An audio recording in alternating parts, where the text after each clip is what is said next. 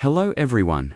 A single flickering candle flame reflected in the dark pupil of an eye, revealing the faint, intricate lines of a mandala within the iris. Let's be frank with the reality. Our habits and thought patterns are silently holding back our potential. So, before we get comfortable, please take a quick moment to like the video and subscribe to the channel. But only if you really love what I do here. Encourage the audience to post their location and local time. And finally, let's end with these exact words. Now, let's turn off the lights. Turn on a fan for some pleasant sound, and begin our journey for tonight. There is a feeling, a quiet ache familiar to so many of us in the modern world. It is not a loud, dramatic pain, but a slow, persistent drain.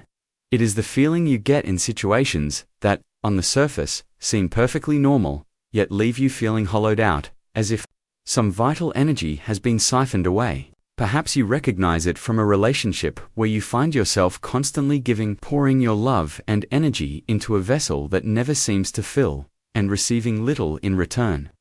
Or maybe it's the quiet hum of dissatisfaction in a job that pays the bills and checks all the right boxes of success, but fails to ignite a single spark of passion or purpose within you. You stay, not out of joy, but out of a deep, gnawing fear of change. It could be the company you keep, friends, family, colleagues, who, instead of lifting you up, seem to subtly, almost imperceptibly, dim your light, leaving you smaller and more exhausted. After every encounter, we find ourselves in these circumstances, time and again, caught in cycles that feel inescapable. We build lives that look good on paper, that earn the approval of others, that conform to the grand narrative of what a successful, happy life is supposed to be. And yet, in the quiet moments, when the noise of the day fades, a question echoes in the chambers of the soul. Is this all there is? This quiet suffering, this slow acceptance of a life that is less vibrant, less authentic, less us than we know, deep down, it could be. This brings us to the core question that will guide our entire journey tonight. A question that is at once simple and profoundly complex. Why do we, as conscious, intelligent beings, knowingly and repeatedly accept less than we genuinely deserve? This is the great paradox of the human heart. We can write lists of our goals. We can dream of fulfilling love. We can speak of our desire for success and happiness. And yet our actions often lead us down the very paths that take us further away from those shores. We stay in the draining relationship. We remain in the unfulfilling job. We continue to answer the phone when the person who diminishes us calls. It is as if one part of us is steering the ship toward a promised land, while another, hidden part, is secretly drilling holes in the hull. What is this force of inner sabotage? Why does our behavior so often betray our deepest longings? To find the answer, we must turn to one of the most radical and insightful explorers of the inner world the 20th century ever produced. Carl Gustav Jung. Born in Switzerland in 1875, Jung was a psychiatrist and thinker who dedicated his entire life not to curing symptoms, but to understanding the mystery of the human psyche itself.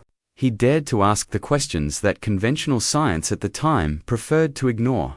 He saw that the unease of modern men and women was not just a matter of brain chemistry or unresolved childhood conflicts, but a profound spiritual ailment, sickness born from a fundamental disconnection from our true self, the core of our being, the essence that resides deep within our psyche. Jung would tell us that from the moment we are born, we begin a process of absorption. We absorb the world around us, its rules, its values, its spoken and unspoken expectations. We learn what is acceptable, what is praised, and what is punished. We learn, most importantly, how to fit into a system that shapes us, often without our conscious awareness or consent. In this process of adaptation, something crucial is often sacrificed.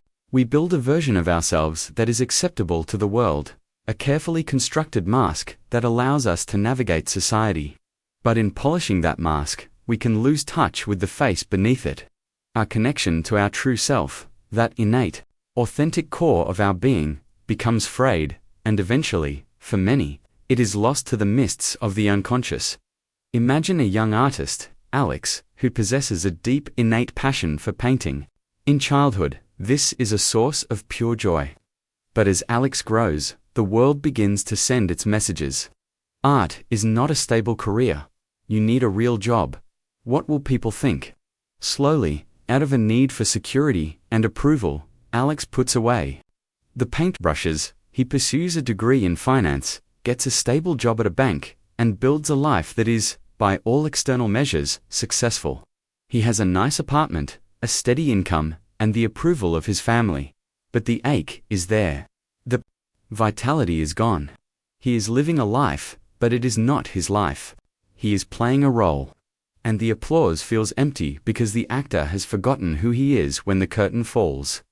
This feeling of being drained, of accepting less, is not a sign of weakness. Jung would see it as a message. It is a symptom of a psyche out of balance. It is the soul's cry of protest against a life lived on terms that are not its own. That inner voice, that discomfort you feel, that sense that something doesn't quite fit, that is not your enemy.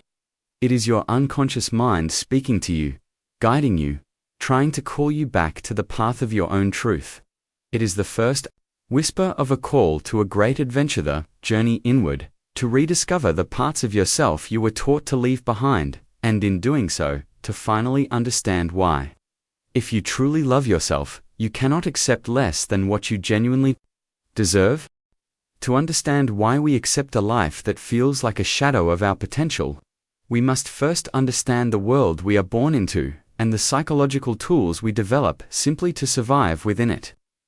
We are social creatures, and from our first breath, our primary task is to adapt to the collective, to the family, the community, and the culture that surrounds us.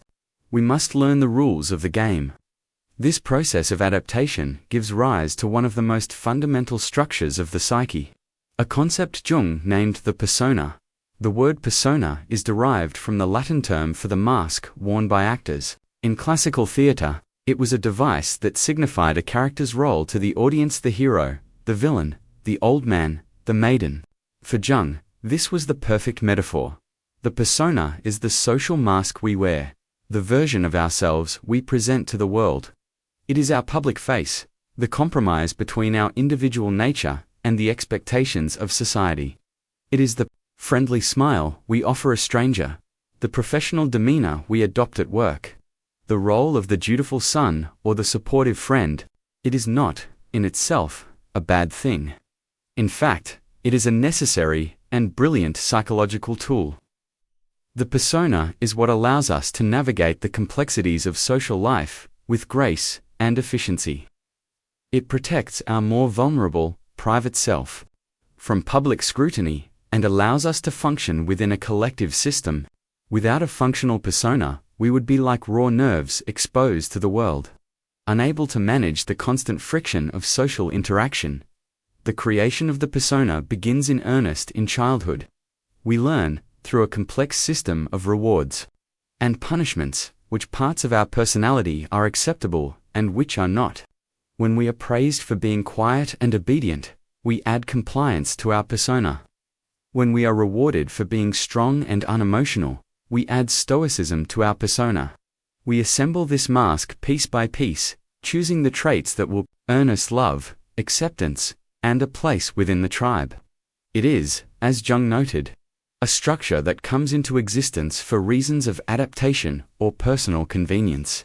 The danger, however, is profound, and it lies not in the mask itself, but in a case of mistaken identity. The problem arises when the ego, the center of our conscious awareness, forgets that it is wearing a mask. It begins to believe that it is the mask. This is the peril of over-identification. When we become too fused with our persona, we lose sight of our true, authentic self. We become the role we are playing, and the vast, rich, and complex landscape of our inner world is abandoned in favor of a small, well-manicured, and socially approved garden.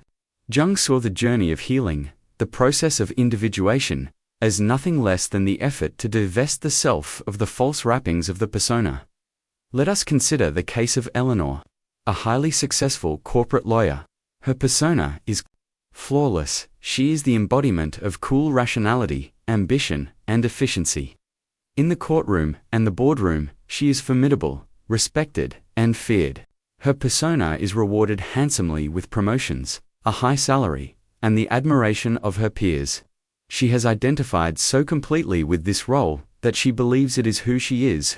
But what happens to the parts of Eleanor that do not fit this mask? What happens to her vulnerability, her need for rest, her wild creativity, her deep-seated anger at past injustices? They do not simply vanish. They are repressed, pushed down into the dark basement of the psyche. And this reveals a crucial psychological law. The creation of the persona simultaneously gives birth to its opposite. A hidden figure, Jung called the shadow. For every trait we consciously identify with and place in the shining light of our persona, we must, by necessity, banish its opposite into the darkness. The persona and the shadow are two sides of the same coin, born in the same moment of psychological division. The more Eleanor insists, "I am always rational," the more her irrational side gathers power in the unconscious. The more she says, "I am strong and in control," the more her vulnerability is exiled to the shadow. And the shadow will not remain silent. It will make its presence known. For Eleanor, it manifests as crippling migraines that strike on the weekends, as sudden panic attacks on quiet Sunday afternoons, as a string of failed relationships where partners complain that she is cold, unavailable, or robotic. These are not random afflictions. They are messages from her neglected soul. They are the symptoms of a life lived to one-sidedly, the protest of the repressed parts of her being. Or consider Samuel, whose persona is that of the quintessential nice guy. He is the embodiment of the caregiver archetype, always ready to help, always agreeable, never causing conflict. His identity is built around serving the needs of others. He is loved for his kindness and generosity. But his shadow contains all of his own unmet needs, his buried resentment for being taken for granted, and his own secret ambitions. This shadow leaks out, not in direct confrontation, but in chronic fatigue, in passive-aggressive remarks, in a deep, unacknowledged bitterness that poisons his inner life. He constantly accepts less because his conscious persona is designed to do exactly that, to put everyone else's needs before his own. This is the common reality. The kingdom of the persona where so many of us live. We polish our masks, we play our roles, and we wonder why we feel so empty. We have mistaken the map for the territory, the role for the actor. We have forgotten that our conscious public self is only a tiny island in the vast ocean of the psyche. And in that forgotten ocean, powerful currents are moving. The parts of ourselves we have disowned the shadow are gathering strength, and they will, one way or another, make their influence felt.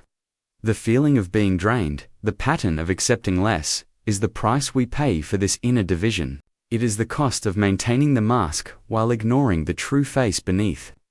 To begin the journey back to ourselves, we must first have the courage to look at what we have hidden.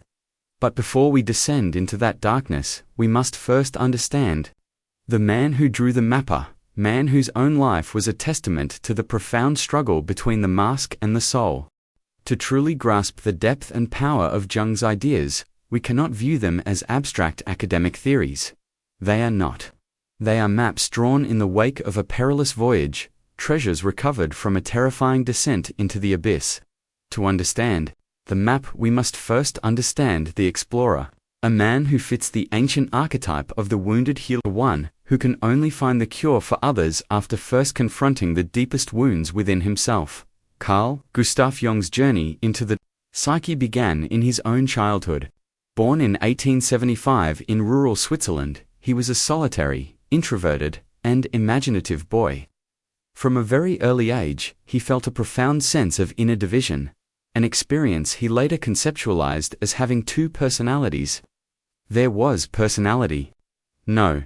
1. The ordinary schoolboy of his time, living in the external world. But then there was personality. No. 2. A timeless, authoritative old man who seemed to have always existed, a being connected to nature, God, and eternity. This was not a disorder.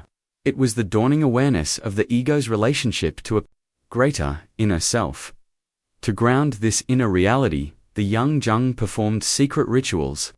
He carved a tiny mannequin into the end of a wooden ruler, gave it a painted stone for a companion, and hid them in a pencil case in the attic, periodically bringing them scrolls written in a secret language.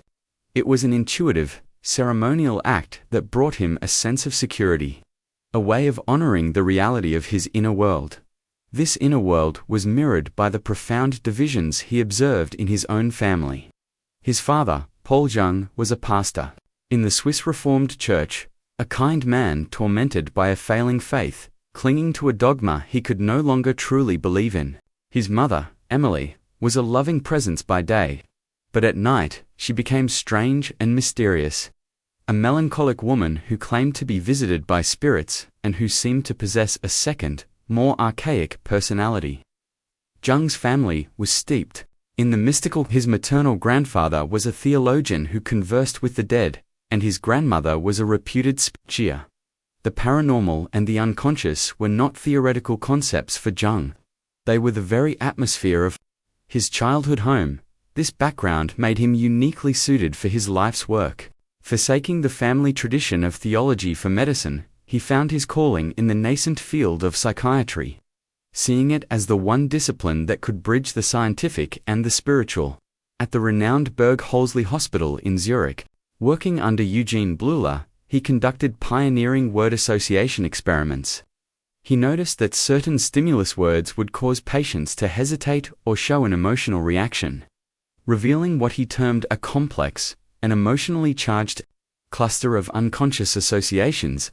This was the first empirical proof of autonomous, hidden pockets of energy within the psyche.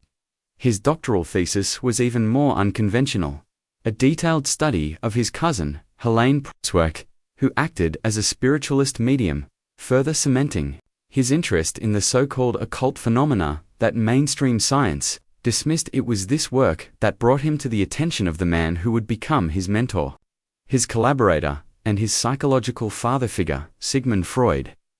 Their first meeting in Vienna in 1907 was legendary, a conversation that lasted for 13 hours straight. Freud, the founder of psychoanalysis, saw in the brilliant young Jung his eldest son and heir, the man who would carry the psychoanalytic movement into the future. For 5 years, they were close collaborators, but the seeds of division were there from the beginning. Jung could never accept Freud's insistence that all human motivation, and all neurosis, was fundamentally sexual in nature. He also felt Freud's concept of the unconscious as merely a personal receptacle for repressed memories was too limited, too negative. Jung's own experiences from his childhood to his work with psychotic patients suggested a much deeper, more ancient layer to the unconscious, one filled with universal symbols and myths that transcended personal history. In 1912, Jung published Transformations and Symbols of the Libido, later retitled Symbols of Transformation, where he openly diverged from Freud, redefining libido not as sexual energy, but as a generalized, undifferentiated psychic life force. The break was inevitable and, in 1913, complete and irreconcilable. This was more than a professional disagreement. It was a psychological earthquake for Jung. The loss of Freud, the powerful father figure on whom he had projected so much authority, plunged him into a period of profound disorientation and creative illness that lasted for years. He described it as a confrontation with the unconscious. He was flooded with terrifying visions and apocalyptic dreams. The ground beneath the feet of his rational, scientific mind had given way. Many men would have been broken by this, succumbing to psychosis. But Jung, the wounded healer, made a courageous choice. Instead of trying to suppress the terrifying figures and fantasies that were erupting from his psyche, he decided to meet them. He deliberately entered into them as if into a drama, a process he later called active imagination. He recorded these journeys in a series of black books, and then, over a period of 16 years, he meticulously transcribed them, along with stunning, intricate paintings of his visions, into a single, massive, red leather-bound volume. He called this was his laboratory. This was his crucible. He met figures like the wise old prophet Elijah, the seductive dancer Salome, and his ultimate inner guide, a winged wise old man named Philemon, who taught him about the objective reality of the soul. Jung later stated, "All my works, all my creative activity, has come from those initial fantasies and dreams. The concepts that would define his life's work, the shadow, the anima, the archetypes, the self were not theories he invented.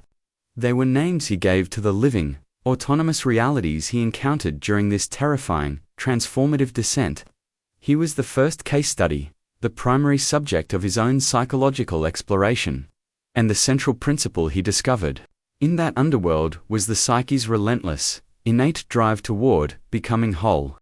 From the crucible of his own confrontation with the unconscious, Jung emerged with a central organizing principle that would become the cornerstone of his entire psychological system.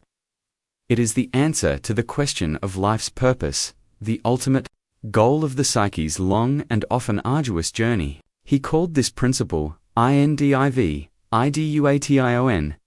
At its simplest, individuation is the process of becoming a true individual. The word itself gives us a clue: to become undivided, that is, to become an undivided, integrated whole. It is the process of self-realization, the discovery and experience of meaning in life. The means by which, as Jung put it, one finds oneself and becomes who one really is. This is not a self-improvement project or a quest for happiness in the conventional sense. It is a profound, lifelong journey to gather the scattered, disowned, and unconscious parts of our personality and integrate them into a unified, harmonious whole.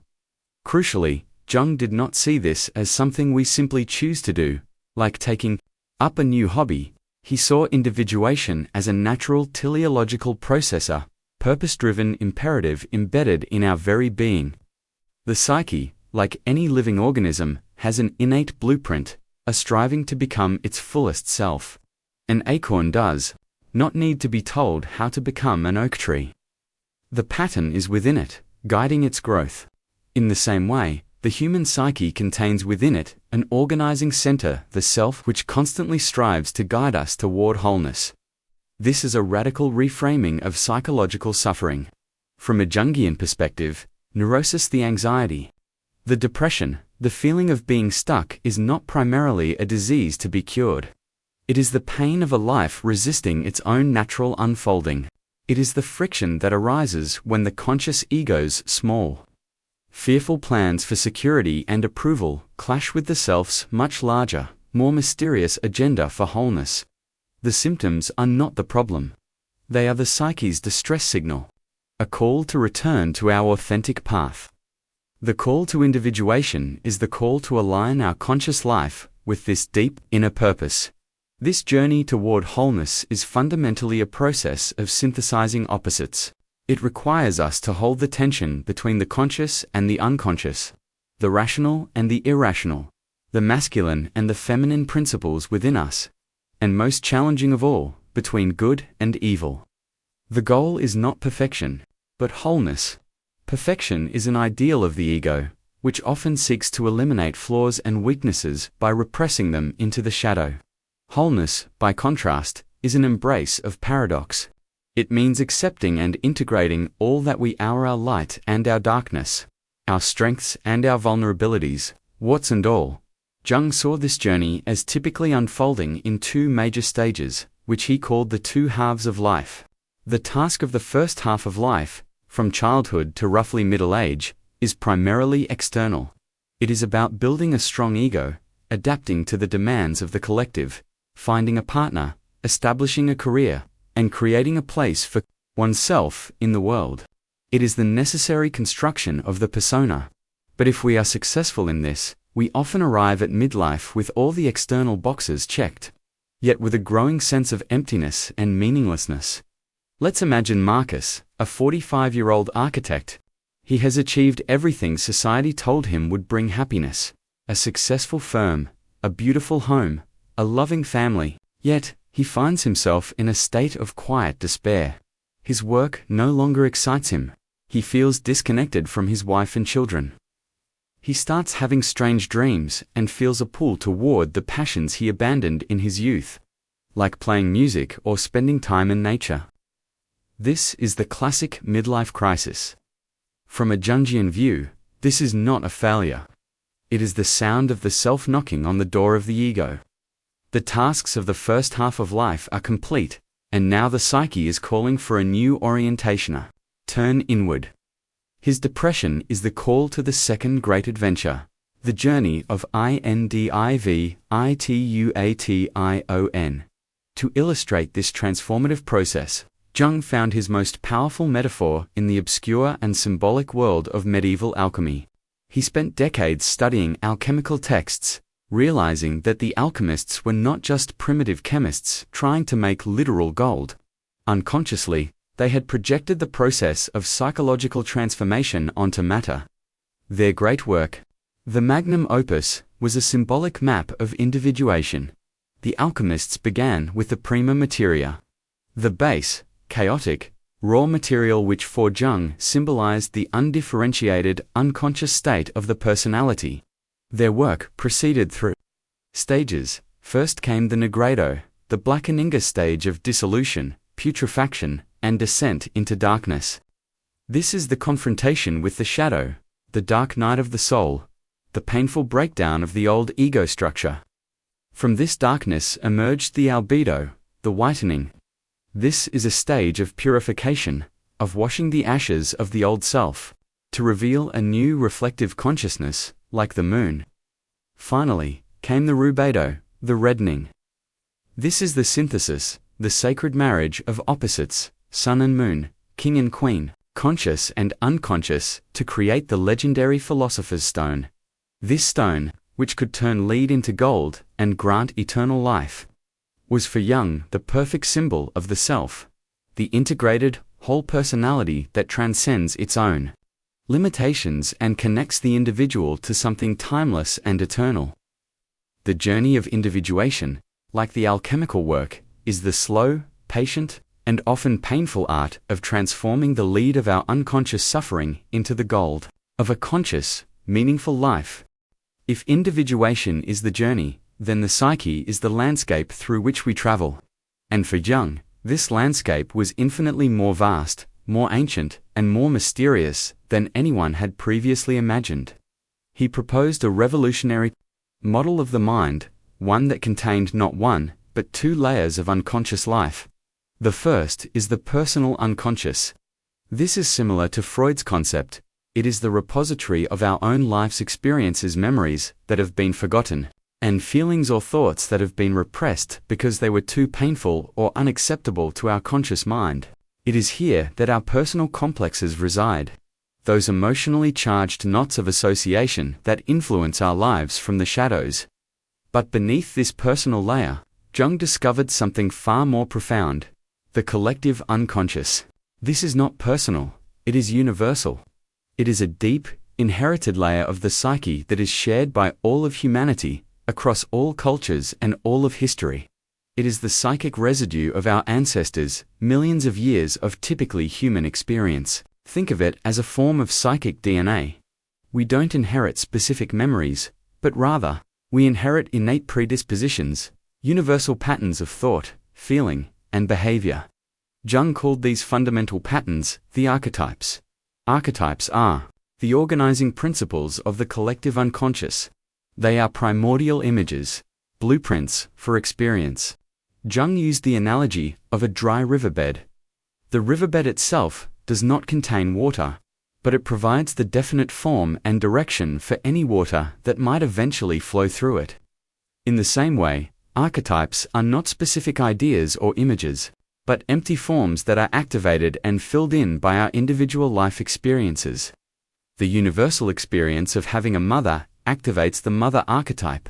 The struggle against adversity activates the hero archetype. The encounter with the unknown and terrifying activates the shadow archetype. These patterns are why myths, fairy tales, and religious symbols from opposite ends of the earth can be so strikingly similar. They are all drawing from the same deep well of the collective human psyche. The journey of individuation is, in essence, a journey of encountering and integrating a series of key archetypes, while their number is limitless, for stand out as central to the process of becoming whole. First, as we've discussed, is the persona, the mask of social adaptation. It is the gatekeeper of our personality, the face we show the world. Second, and most crucial for the first stage of inner work, is the shadow. The shadow is the container for everything we have repressed and denied about ourselves in order to construct our persona. It is our dark side, holding our primitive instincts, our greed, our aggression, our envy. But the shadow is not purely evil. It is also the seat of our repressed vitality, our raw creativity, our spontaneity, and our deepest authenticity. The gold, as the alchemists said, is found in the darkness. To become whole, we must have the courage to face and integrate this hidden part of ourselves. Third is the anima in a man and the animus in a woman. This is the contrasexual archetype, the inner image of the other that we carry within our psyche. The anima is the unconscious feminine side of a man. The animus is the unconscious masculine side of a woman. This archetype serves as the primary bridge to the deeper layers of the collective unconscious. It is our soul image, and we often project it onto the people we fall in love with, seeking in the outer world the missing part of our own soul. Integrating the anima or animus means developing the qualities of our inner opposite, a man cultivating his capacity for feeling and relationship, eros, a woman cultivating her capacity for reason and discernment, logos. Finally, at the center of it all, is the self. The self is the archetype of order, unity, and totality. It is the organizing intelligence of the entire psyche, conscious and unconscious combined. If the ego is the center of the conscious field, the self is the center and the circumference of the entire psychic world. It is often symbolized by the mandala, the circle, or by divine figures like Christ or Buddha. The self is both the starting point and the ultimate goal of individuation. It is the inner voice that calls us toward wholeness. To see how these archetypes work together in a dynamic narrative, we can look to the ancient myths. The Sumerian myth of the descent of Inanna is perhaps the most complete allegory for individuation ever recorded. Inanna, the powerful queen of heaven representing the successful ego, decides to descend to the underworld. This is the conscious choice to begin the inner journey. At each of the 7 gates, she is stripped of her royal regalia, her crown, her jewels, her robe. This is the painful shedding of the persona. When she arrives naked and vulnerable before her sister Ereshkigal, the dark queen of the underworld, she is met, not with welcome, but with the eye of death. Ereshkigal is Inanna's shadow, the dark, neglected sister self. The ego is killed and hung on a hook, the necessary death of the old, one-sided consciousness. It is only through the intervention of Enki, the god of wisdom, a figure representing the self, that she is reborn. Her relationship with her husband Demused, whom she ultimately condemns to the underworld as her replacement, reflects the complex and often ruthless dynamics of the animus and the need for sacrifice on the path to wholeness, a more familiar myth. The Greek story of Persephone illustrates an involuntary individuation. Persephone, the innocent maiden, the naive ego, is abducted by Hades and dragged into the underworld, the unconscious shadow realm. Her mother, Demeter, the great mother archetype, grieves, and the world becomes barrener, perfect image of the depression and loss of vitality that occurs when a vital part of the psyche is split off. In the underworld, Persephone eats the pomegranate seeds, an act that binds her to that realm forever. She does not defeat Hades. She integrates his realm and becomes its queen. Her transformation is complete. She is no longer just the maiden of spring, but also the formidable queen of the dead. Her cyclical journey between the two worlds symbolizes the fully individuated personality, one that can consciously move between the light of the conscious world and the dark, rich wisdom of the unconscious, bringing the treasures of one to the other. These ancient stories are not just tales, they are psychological maps, showing us that the journey into the inner cosmos, with all its perils, is the timeless path to becoming truly and completely human. Understanding the map of the psyche is the first step, but Jung was a clinician above all else. He was not content with theory. He sought practical methods for navigating this inner landscape. He knew that if the unconscious is a messenger, we must learn its language. If individuation is our life's purpose, we need tools to consciously participate in the process. The toolkit he developed is not about forcing change or allowing the ego to conquer the unconscious. Instead, it is a set of profound relational practices designed to foster a dialogue between the conscious and unconscious parts of our being, transforming our relationship with ourselves from one of conflict to one of collaboration. The first and most accessible tool is dream analysis. For Jung, dreams are the purest and most natural expression of the unconscious. He saw them as the psyche's primary way of maintaining balance. His approach differed radically from Freud's. Freud believed dreams were a mechanism of disguise, a way for the unconscious to fulfill repressed sexual wishes in a censored form that could slip past the ego. For Jung, this was far too narrow. He believed dreams were not hiding anything. They were revealing something. Their function is compensatory. They present a point of view that our conscious attitude is missing, in order to bring the whole psyche into better balance. If a person is living a life that is too materialistic and disconnected from spirit, they might dream of churches or temples. If someone is too timid and unassertive in their waking life, they might dream of being a warrior or a lion. The dream is not a wish. It is a diagnosis and a prescription, showing us what part of our psyche is being neglected and needs attention. Because dreams speak the language of the unconscious. They communicate through symbols and archetypal images, not linear logic. Therefore, Jung rejected the idea of a fixed dream dictionary where a snake always means one thing and a house always means another. The meaning of a dream is deeply personal and unique to the dreamer. His method was not interpretation, but amplification. To amplify a dream image, one explores all its possible associations, personal, cultural, mythological, and religious. Let's say you dream of a serpent. A Jungian approach would not stop at a single meaning. It would ask, what are your personal feelings about snakes? Fear, awe. Then it would amplify the symbol outward. The serpent is a symbol of temptation in the Garden of Eden, but it is also a symbol of healing on the rod of Asclepius, the emblem of medicine. It is the Ouroboros, the snake biting its own tail, a symbol of eternity and wholeness. It is the transformative Kundalini energy in yogic traditions. By exploring this rich web of meaning, the dreamer doesn't just figure out the dream, they begin to understand the immense paradoxical and archetypal energy that the symbol represents within their own psyche. The second, more advanced tool is what Jung called active imagination. This is one of his most original and powerful contributions. Active imagination is, in essence, a waking dream. It is a technique for entering into a conscious dialogue with the autonomous figures of the unconscious. The process begins by focusing on a particular mood, image, or fantasy. You allow that psychic content to take on a personified form, to become a figure you can interact with. Then, consciously and deliberately, you engage it in a conversation. You ask it questions. You listen to its replies. The key is to maintain your own ego standpoint while allowing the inner figure its own autonomy, its own voice. You are not creating the dialogue, you are witnessing and participating in it. Jung's own Red Book is the ultimate testament to this practice. His years-long confrontation with the unconscious was a sustained and courageous act of active imagination. Figures like Philemon were not just literary devices.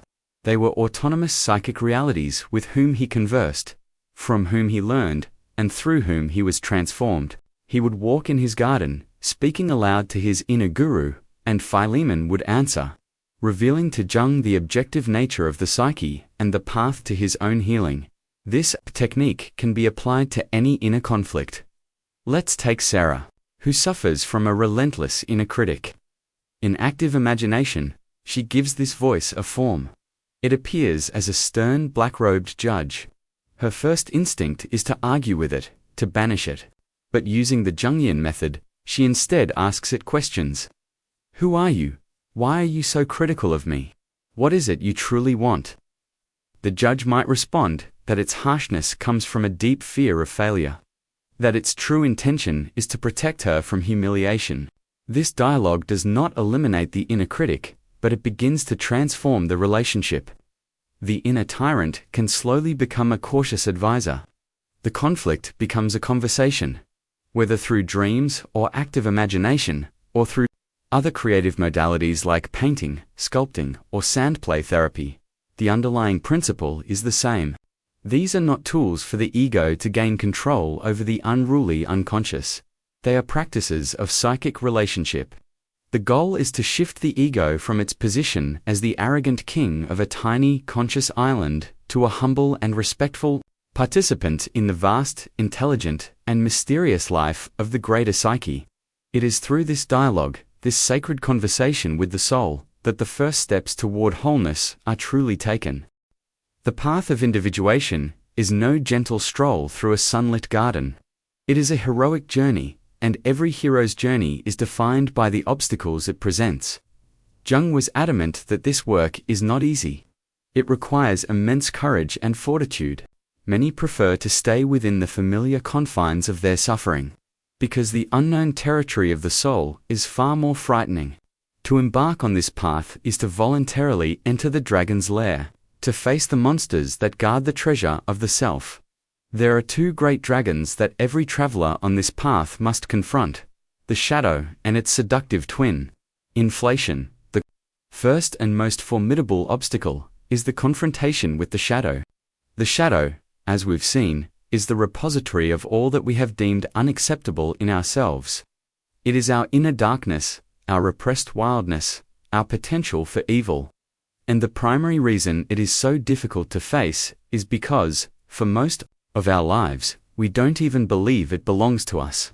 We live under the illusion that we are only our conscious persona. The psyche's primary defense mechanism for keeping the shadow unconscious is projection. Projection is the unconscious act of attributing our own unacknowledged qualities to others. That colleague at work, whose arrogance you find infuriating, perhaps they are mirroring your own repressed ambition. That group of people you despise for being lazy or immoral, perhaps they carry the projection of your own disowned desire for rest or freedom from convention. As Jung so brilliantly stated, what we refuse to confront within ourselves, we will encounter externally, disguised as fate. We create our own demons by refusing to own our own darkness. This is the psychological root of prejudice, of scapegoating, of the seemingly intractable us versus them mentality that plagues human history.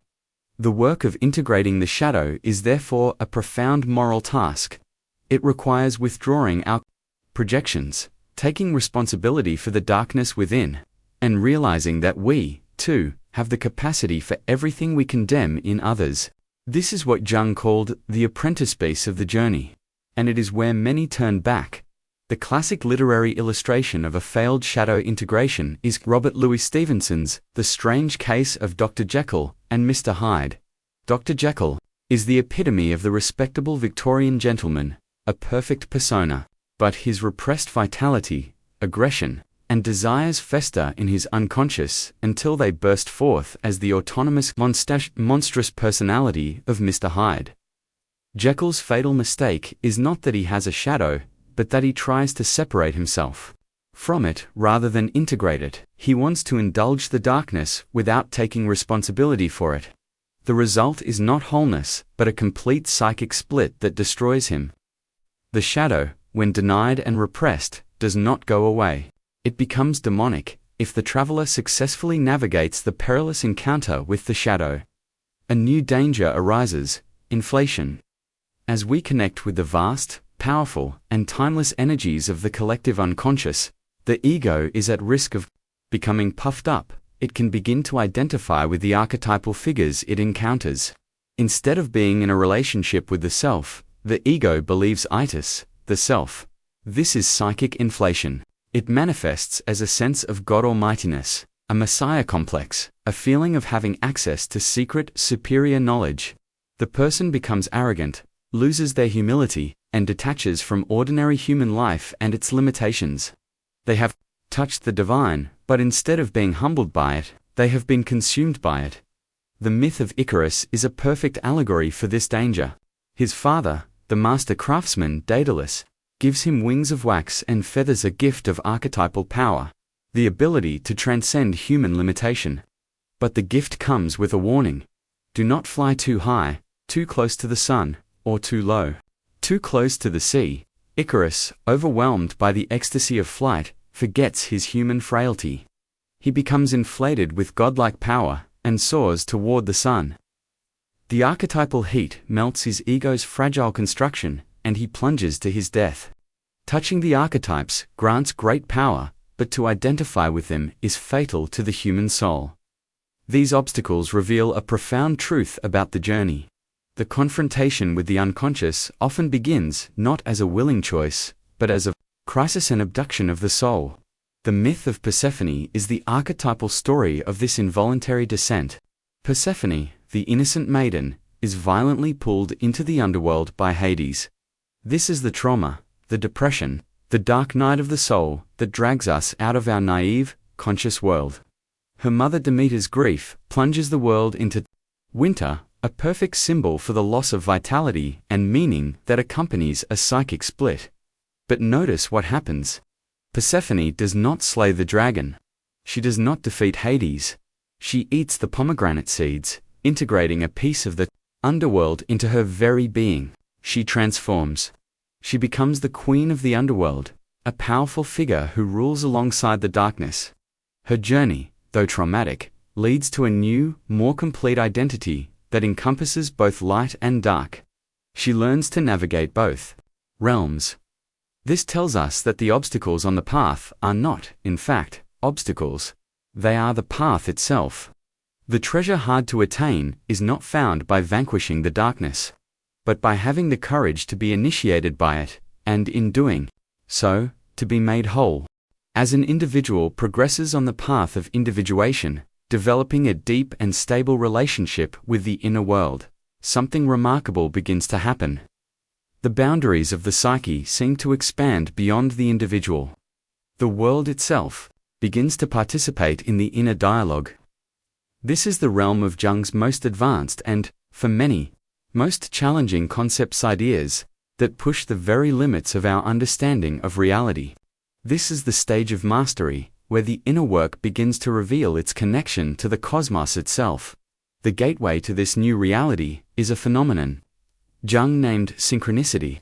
He defined it as an acausal connecting principle, a term for those moments we call meaningful coincidences. A synchronicity is the alignment of an inner psychic event like a dream, a thought, or a feeling with an outer physical event, where the two are connected, not by a chain of cause and effect, but by their shared meaning. The classic example comes from Jung's own practice. He was treating a woman who was stuck in a state of hyperrationality, resistant to any insight from her unconscious.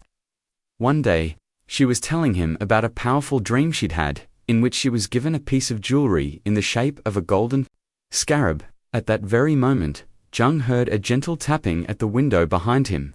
He turned, opened the window, and caught a flying insect that had been knocking against the pane. It was a common rosechafer beetle, the closest European equivalent to a scarab. He walked back to his patient and said, "Here is your scarab." The event was so improbable, so meaningful, that it shattered her rationalistic defenses and opened her to the reality of her inner world. Causality cannot explain this. The dream did not cause the beetle to appear. The link was one of meaning, a bridge between mind and matter. For decades, Jung collected stories of such events, convinced they were not just random chance but evidence of a deeper principle at work in the universe. He found an unlikely and brilliant collaborator in the Nobel Prize-winning physicist Wolfgang Pauli. Pauli was one of the pioneers of quantum mechanics, a field that had shattered the clockwork, causal universe of classical physics. In the quantum world, particles could be in multiple places at once, and the very act of observation seemed to influence what was being observed. The famous observer effect. Pauli, who was plagued by strange dreams and unsettling psychic phenomena, saw a profound parallel between the paradoxes of the subatomic world and the mysteries of the psyche. Jung was exploring their correspondence. A rich dialogue between two of the greatest minds of the 20th century led them to a radical hypothesis that psyche, mind, and physis matter are not two fundamentally different things, but are rather two aspects of a single underlying, unified reality. Jung borrowed a term from the alchemists for this unified reality, via Neus Mundus, or one world. In this one world, the organizing principles, the archetypes, are not just in our heads. They are psychoid, meaning they are patterns that structure both mind and matter. Synchronicity, then, is a momentary glimpse into this underlying unity, a crack in the fabric of everyday reality where the deep interconnectedness of all things is revealed. This idea found its ultimate symbolic expression in Jung's late life study of alchemy. He came to see the alchemical great work as a projection of the deepest secrets of individuation. The alchemist's famous motto, solve et coagula, dissolve and coagulate, was a psychological directive. First, dissolve the rigid fixed structures of the ego, the persona, and the old complexes. Then, from that chaotic prima materia, coagulate the elements into a new, more conscious, and integrated whole. The ultimate goal, the creation of the philosopher's stone, symbolized the birth of the self-integrated personality that has reconciled its inner opposites. As the alchemists of old knew, as above, so below. The patterns of the cosmos are reflected in the patterns of the soul. The great work of turning lead into gold was never about the metal in their crucibles. It was about the potential for transformation sleeping within themselves. A strange and telling anecdote from this period is the Pauli effect. Wolfgang Pauli was notorious among his peers because, for some inexplicable reason, delicate experimental equipment had a tendency to break or malfunction whenever he entered a room. For his colleagues, it was a running joke. For Jung, it was a stunning example of synchronicity in action, a psychokinetic phenomenon, where the immense unconscious psychic tension within Pauli was manifesting causally in the physical world. Around him, mastery of the path, therefore, leads to a profound shift in one's experience of reality. It is a movement away from feeling like a separate, isolated ego in a random mechanical universe, and toward experiencing oneself as a conscious participant in a living, meaningful, and interconnected cosmos. The boundary between the inner world and the outer world becomes permeable, and life itself becomes a continuous, unfolding dialogue between the soul and the universe. After the descent into the underworld, the confrontation with the shadow, and the glimpse into the unified reality of the cosmos, what does life look like? What is the after-picture of this profound transformation?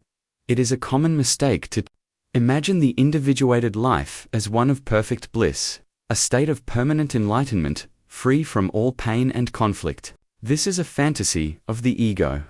The true transformation is both more subtle and more profound. It is not an escape from life, but a full and conscious return to it. The most powerful framework for understanding this transformation is the monomyth, or the hero's journey, a universal pattern discovered in world mythology by Joseph Campbell, who was himself deeply influenced by Jung. The journey begins with the call to adventure, that feeling of discomfort, that inner ache for something more. After a period of trials in a special, otherworldly realm, the descent into the unconscious, the hero obtains the ultimate boon, the treasure or elixir. In our psychological journey, this elixir is the conscious lived relationship with the self. But the journey is not over. Campbell, following Jung, stressed that the final and most critical stage is the return.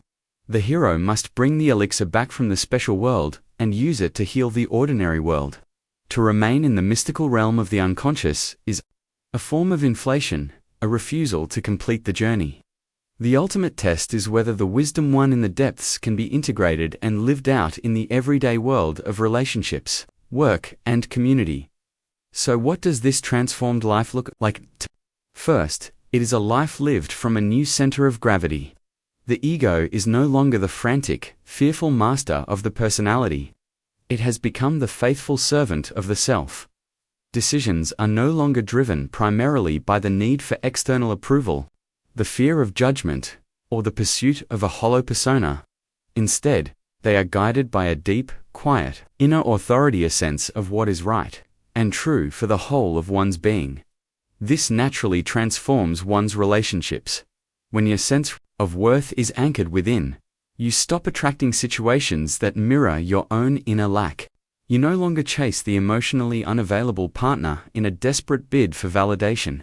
Nor do you tolerate mistreatment out of a fear of being alone.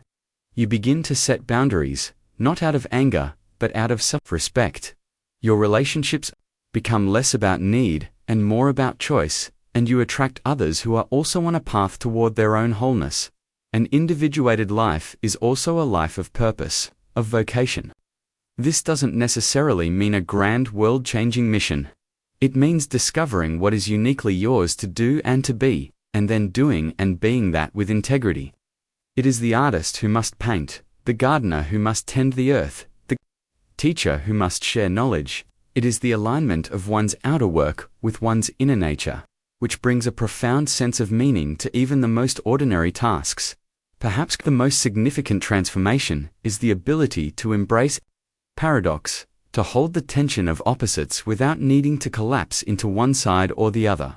It is the capacity to be both strong and vulnerable, both joyful and acquainted with sorrow, both independent and deeply connected.